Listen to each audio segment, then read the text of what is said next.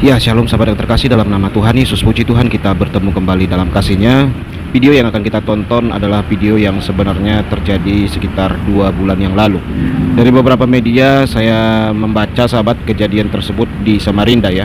Bagaimana ketika saudara muslim lagi melakukan sholat zuhur, tiba-tiba ada seorang pria merebut mikrofon di masjid dan ingin meneriakkan orang kafir harus dibunuh. Tetapi sebelum kita menonton videonya, kita dengarkan dulu firman Tuhan berikut ini sahabat. Yohanes 16 ayat 2-3, kamu akan dikucilkan, bahkan akan datang saatnya bahwa setiap orang yang membunuh kamu akan menyangka bahwa ia berbuat bakti bagi Allah. Mereka akan berbuat demikian karena mereka tidak mengenal baik Bapa maupun aku. Ya, apa yang dikatakan firman Tuhan, ya dan amin ya. Dan itu terjadi di berbagai negeri dan di berbagai wilayah yang mereka membela Tuhannya sampai menghabisi nyawa orang. Oke sahabat, kita lihat dulu videonya. Saya tidak melawan orang muslim, yang kita lawan adalah orang kafir. Pria tidak dikenal itu diamankan jemaah Masjid Nurul Mukminin, Kecamatan Samarinda Ulu, Kalimantan Timur. Pria yang mengenakan baju gamis dan surban putih itu diamankan karena telah merebut mikrofon imam masjid saat sedang sholat zuhur. Saat diamankan, pria itu sempat berontak kepada jemaah.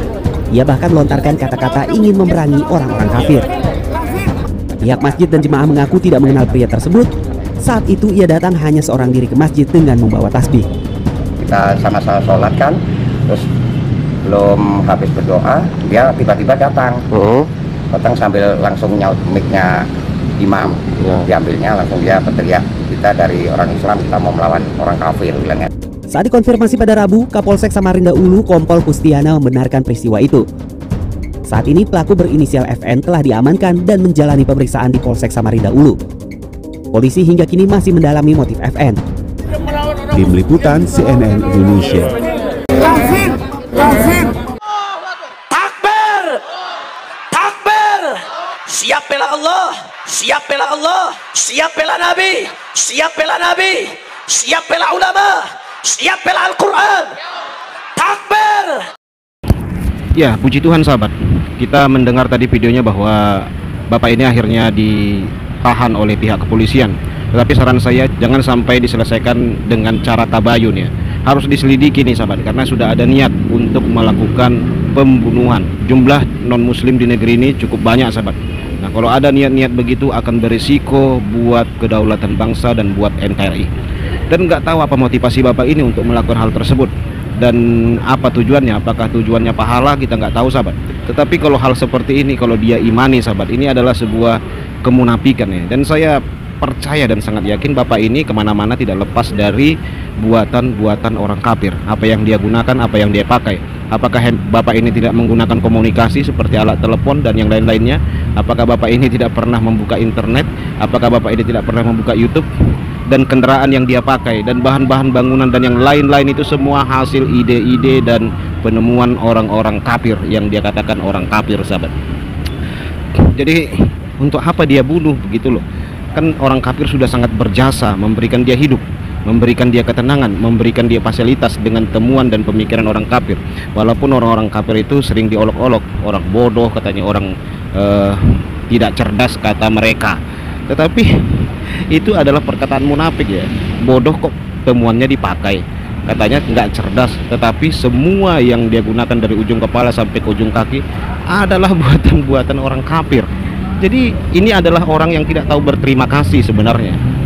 Dia gunakan semua buatan-buatan orang kafir, tetapi orangnya mau dia bunuh gitu ya. Ini kan aduh, gimana ya cara begini ini munafik ya. Dan tanggapan saya selanjutnya, ya kenapa bisa ada pemikiran begitu di tempat ibadah, lagi melakukan ibadah begitu. Seharusnya orang kalau berada di rumah Tuhan ya pasti hati tenang, adem gitu ya. Kadang-kadang kita yang susah tidur begitu ke gereja ngantuk kita sahabat.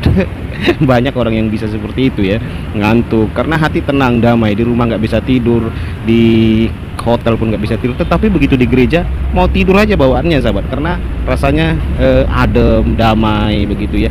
Nah, kalau orang yang melakukan ibadah sudah pasti penuh kasih, mengasihi sekalipun musuh. Nah itu makanya Kristen tidak pernah diajarkan bahwa ini adalah musuh-musuh Kristen, ini adalah musuh-musuh Alkitab. Tidak pernah pendeta khotbah begitu, sahabat, karena kekristenan tidak pernah diajarkan punya musuh. Tuhan Yesus tidak pernah punya musuh. Tuhan orang Kristen itu nggak pernah punya musuh. Makanya kita hanya tahu satu, yaitu mengasihi. Nah itu, sahabat, itu ajaran Tuhan Yesus. Dan pesan saya terakhir, ya ini harus diselidiki, sahabat, karena saya rasa ini bukan hanya satu orang yang punya pikiran begitu, ada banyak sebenarnya. Dan ditelusuri nih rantainya ini sampai di mana akarnya ini, harus dicek ini oleh pihak kepolisian yang kita kasihi, harus dicek ini kenapa. Nah, oke sahabat yang terkasih, Tuhan Yesus memberkati. Shalom.